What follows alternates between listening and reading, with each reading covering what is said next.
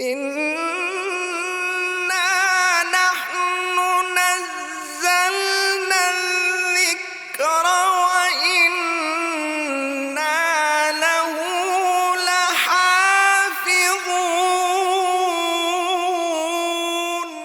بسم اللہ الرحمن الرحیم۔ السلام علیکم ورحمۃ اللہ وبرکاتہ۔ ناظرین کرام، آپ دیکھ رہے ہیں پروگرام بزم قرآن کا سیگمنٹ قرآن سٹوری، اور میں ہوں حافظ سعد الرحمن۔ ناظرین کرام، اس سے پہلے کہ ہم اپنی بات شروع کریں، آپ یہ ایک چھوٹا سا ویڈیو کا کلپ دیکھیے۔ ہمازٍ مشاء بنمیم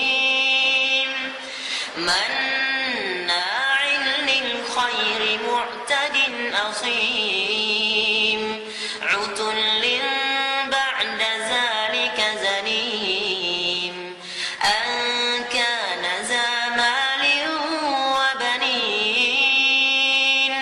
إذا تتلى عليه آياتنا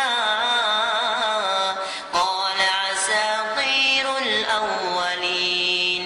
جی ہاں ناظرین، تو یہ ہیں قاری نفیس یعقوب، جن کا تعلق تھائی لینڈ سے ہے، اور یہ رزق کی تلاش میں چند سال پہلے غیر قانونی طریقے سے ملائیشیا میں داخل ہوئے۔ وہاں پر انہوں نے در بدر کی ٹھوکریں کھائیں، لیکن ان کو کام نہ ملا، اور اسی اسنا میں ملائیشین پولیس نے ان کو غیر قانونی طریقے سے ملک میں داخل ہونے کی وجہ سے پکڑ کر جیل میں ڈال دیا۔ وہاں پر یہ بالکل نا امید ہو چکے تھے، اور انہوں نے اپنا تعلق اللہ تبارک و تعالیٰ کے ساتھ مضبوط کرنے کا سوچا۔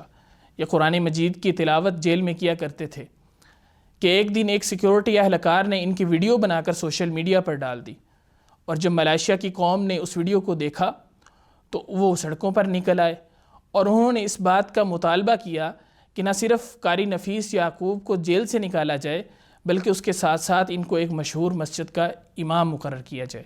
ملائیشین قوم کے اصرار پر قاری نفیس یعقوب کو ملائیشین حکومت نے جیل سے نکالا اور ان کو ایک مشہور مسجد کا امام مقرر کر دیا، اور اسی کے ساتھ ساتھ ملائیشین قوم نے ان کے لیے لاکھوں ڈالر کے تحفے تحائف پیش کیے، اور آج قاری نفیس یعقوب ملائیشیا کی ایک مشہور مسجد کے امام ہونے کے ساتھ ساتھ برما کے مسلمانوں کی مدد کے لیے ایک NGO بھی چلا رہے ہیں۔